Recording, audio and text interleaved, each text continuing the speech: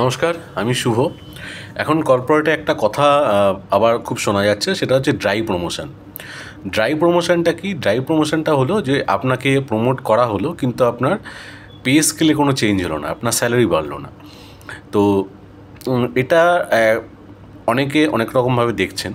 তো একটা দিক যেটা হচ্ছে, অনেকে বলছেন যে আপনাকে কাজ করিয়ে নেওয়া হচ্ছে কিন্তু আপনার পয়সা বাড়ানো হচ্ছে না, আপনার জব রেসপন্সিবিলিটি বা আপনার টোটাল ভলিউম অফ ওয়ার্ক সেটা বাড়ছে, কিন্তু সেই হিসেবে আপনার পয়সা বাড়ছে না। কোম্পানি আপনাকে কাজ করিয়ে নিচ্ছে এটা অন্য ছুতোতে। এবার কোম্পানির পার্সপেক্টিভ কি? কোম্পানি বলছে যে আপনি খুব ভালো কাজ করছেন, কিন্তু এই মুহূর্তে আমার কাছে কোনো অপরচুনিটি নেই যে আমি আপনাকে প্রমোট করব।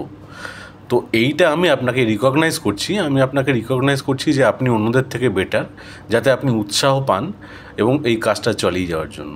তো এইটা হচ্ছে ড্রাইভ প্রমোশন। এটাকে একরকমভাবে বলা যেতে পারে যে অনারারি প্রমোশন।